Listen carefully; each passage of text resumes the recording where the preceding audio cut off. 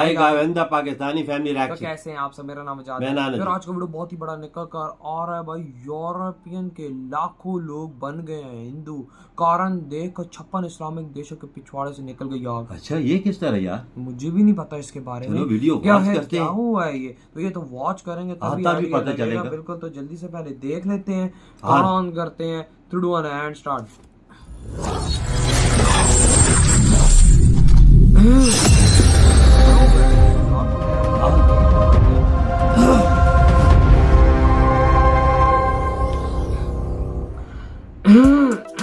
हतो अप्राप्यसि स्वर्गम जित्वा वा भोक्षसे महीम् तस्माद् उत्तिष्ठ कौन्तेय युद्धाय कृत निश्चय। ये क्या है? भगवद गीता के द्वितीय अध्याय में 37वें श्लोक में भगवान श्री कृष्ण अर्जुन से कहते हैं कि यदि तुम वीर गति को प्राप्त हुए तो तुम्हें स्वर्ग मिलेगा, यदि विजयी हुए तो धरती का सुख भोगोगे। इसलिए उठो कौन्तेय और निश्चय करके युद्ध करो।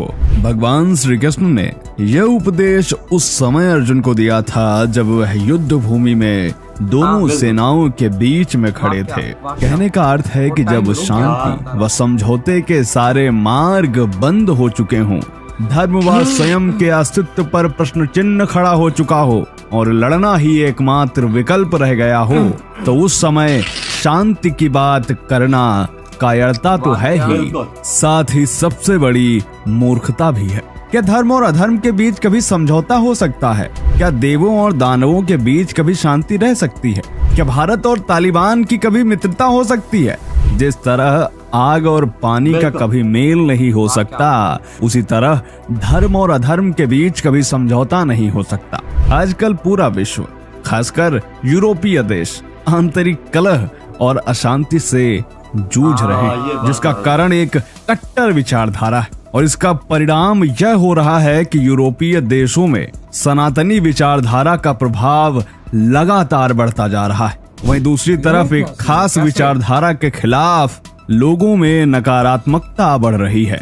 आखिर क्यों और कैसे हो रहा है यह सब? और आखिर कैसे यूरोप ने एक विशेष विचारधारा के खिलाफ ऐलान कर दिया है संघर्ष का? यह सब जानेंगे आज के इस वीडियो में। तो दोस्तों बने रहिए हमारे साथ वीडियो के अंत तक और कमेंट में जय श्री राम अवश्य लिखें।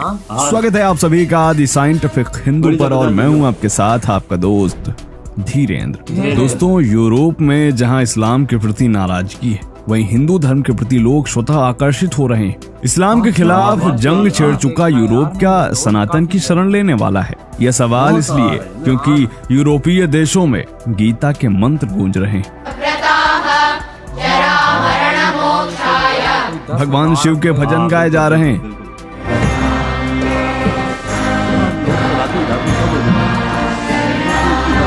सड़कों पर हरिनाम संकीर्तन हो रहा है।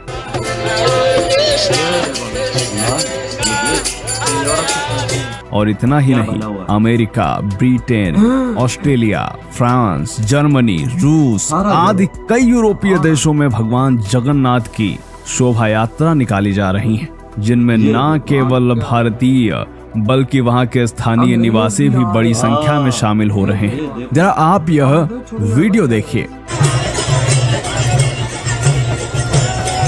आप स्वयं देख सकते हैं कि इस वीडियो में हजारों स्थानीय नागरिक कृष्ण भक्ति में झूम रहे हैं। इसके अलावा एक और वीडियो देखिए। इस वीडियो में राह चलते स्थानीय नागरिक स्वतः हरिनाम संकीर्तन में शामिल होकर नाच गा रहे हैं। YouTube पर ऐसे हजारों वीडियोस मौजूद हैं जिनमें यूरोपीय नागरिक स्वतः ही हरिनाम संकीर्तन से जुड़ रहे हैं। इसके अलावा हजारों यूरोपीय नागरिक शांति की तलाश में केवल भारत का ही रुख करते हैं, दूसरे देशों का नहीं। क्या आपने कभी सुना है कि कोई यूरोपीय नागरिक मानसिक शांति और अध्यात्म की तलाश के लिए अरब देश चला गया हो? क्या आपने कभी सुना है कि किसी ने मानसिक शांति के लिए खुशी खुशी इस्लाम धर्म अपना लिया हो? क्या सनातन धर्म और इस्लाम की कभी तुलना हो सकती है? हरिनाम संकीर्तन और जगन्नाथ रथ यात्रा के वीडियोस तो आपने देख लिए, अब जरा यह वीडियो देखिए।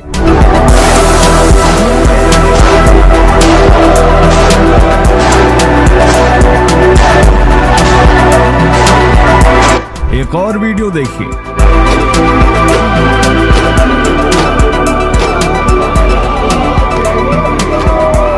इन वीडियोस को देखकर आपको क्या लगता है, क्या कोई स्थानीय इनके साथ शामिल हो सकता है? विचार अवश्य कीजिएगा।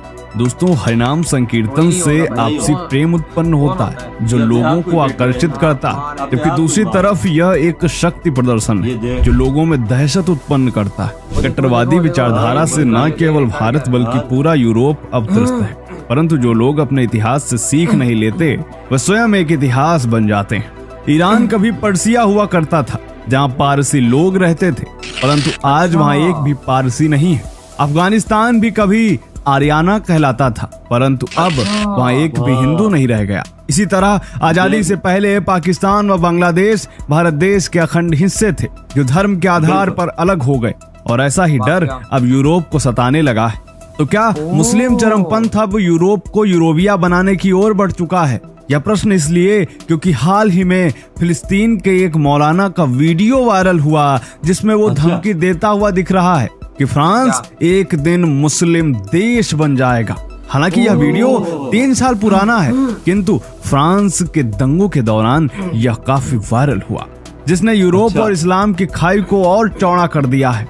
अमेरिकी थिंक टैंक प्यू रिसर्च सेंटर के अनुसार वर्ष 2050 तक यूरोप के कुछ देशों में मुस्लिम आबादी 25% से अधिक होगी, जिससे संघर्ष और ज्यादा बढ़ेगा। गौरतलब है कि फ्रांस में मुस्लिम आबादी मात्र 9% है। इसके बावजूद दंगों में पूरा फ्रांस जल उठा है, भयावह स्थिति उत्पन्न हो गई है। इतिहास साक्षी है कि जिन समुदायों ने स्वयं के अस्तित्व को बचाने का प्रयास नहीं किया, उनका नामो निशान मिट गया। यूरोप में पुनर्जागरण के बाद समाज से धर्म बाहर हो गया और धर्मनिरपेक्षता हावी हो गई, जबकि मध्य एशिया में आपसी संघर्ष के बीच इस्लामिक कट्टरपंथ लगातार बढ़ता गया। आंतरिक कलह से त्रस्त होकर जो मुस्लिम खाड़ी देशों से निकल कर आए, यूरोप ने उन्हें शरण दी। यूरोप की यही धर्मनिरपेक्षता अब यूरोप पर भारी पड़ गई है। यही कारण है कि यूरोप अब अपनी उदारवादी छवि से बाहर निकलना चाहता है। इस्लाम के खिलाफ यूरोप में इस कदर गुस्सा बढ़ रहा है कि लोग अब प्रतिकार करने लगे। बीते कुछ वर्षों की घटनाओं को देखें तो यह प्रतीत होता है कि यूरोप अब मुस्लिम चरमपंथ से ऊब चुका है। सरकारें व समाज दोनों उनका प्रतिकार करने लगे। स्वीडन में बकरीद के दिन कुछ लोगों द्वारा कुरान जलाया जाना यह दर्शाता है कि उन्होंने इस्लाम को नकारने और उससे लड़ने का सार्वजनिक ऐलान कर दिया। इसी तरह जर्मनी में मुस्लिमों की संख्या आबादी का 5% ही है, किंतु वहां भी अब इस्लाम विरोधी प्रदर्शनों में तेजी आ गई। ऑस्ट्रेलिया में 2020 में हुए आतंकी हमलों के बाद वहां के मंत्री सुसैन रॉब ने तो मैप ऑफ इस्लाम नामक वेबसाइट ही लॉन्च कर दी, जिसमें देश में मौजूद सभी 620 मस्जिदों, इमामों आदि के नाम पते ही सार्वजनिक कर दिए गए, जिससे मुस्लिम समुदाय में भय व्याप्त हो गया। इसके अलावा डेनमार्क ने भी मुस्लिम चरमपंथ के खिलाफ मोर्चा खोल दिया है। ब्रिटेन में भी मुस्लिम अब बहस के केंद्र में है और यह बहस उनके प्रति बढ़ रहे गुस्से का प्रतीक है। इसी तरह इटली के प्रधानमंत्री जॉर्जिया मेलोनी की सरकार ने एक ड्राफ्ट तैयार किया है जो मस्जिदों के बाहर नमाज पर रोक लगाएगा।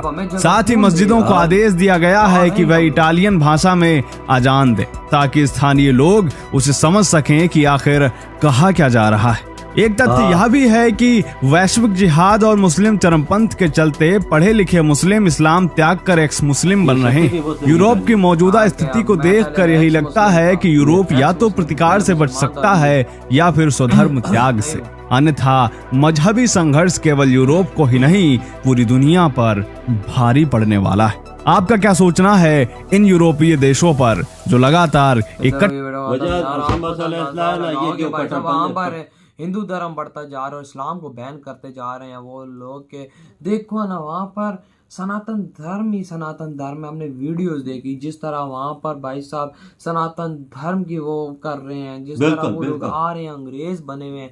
वो अब देखो लोग अपने आप को मारेंगे तो कौन उनके धर्म में आएगा। बिल्कुल बिल्कुल बिल्कुल बिल्कुल वजाहत यही बात है। मैं बोल रहा था कि कट्टरपंथी जो है ना, कट्टरपंथी ये चीज फैलाना चाहते हैं। बाबा बढ़ गए कट्टरपंथी जहाँ से ये उनकी वजह से सब कुछ हो रहा है। देखो फ्रांस ने भी बैन कर दिया। ये किस वजह से किया? इसी वजह से ये दंगे जो फसाद हो रहे हैं कट्टरपंथियों की वजह से हो रहा यही है। बात है ना। ये वो एक लड़के का वो क्या हुआ एक्सीडेंट, वो कुछ हुआ पापा जी कट्टरपंथी भी नहीं, कंजर के बच्चे फंड लेते और मस्ती करते। हाँ पैसा लेते ये हैं। कट्टरपंथी की गेम नहीं, हाँ। पैसे की गेम है, बिकने वाली कौम है। बिल्कुल। और वहां पर हिंदुइज्म को देखो किस तरह फैल रहा है, किस तरह फैल रहा है। अंग्रेज भी उसके अंदर आ रहे हैं भाई साहब, अंग्रेज सनातन धर्म में झूम रहे हैं। और भाई जो अरबपति और करोड़पति अंग्रेज शामिल हो रहे हैं भाई, उन्हें जो किधर भी सुकून नहीं मिल रहा, हाँ। वो है सनातन धर्म में आ रहे क्या हैं। आपने कभी सुना कि भाई मतलब कि और किसी अंग्रेज ने सुकून पाने के लिए अरब गया हो? नहीं, कभी सनातन धर्म में आ रहे हैं, सनातन सुकून आपको इधर से ही मिलेगा। वाह, क्या इसमें तो कोई शक की बात नहीं है भाई साहब, इसमें कोई शक क्योंकि ये शांति और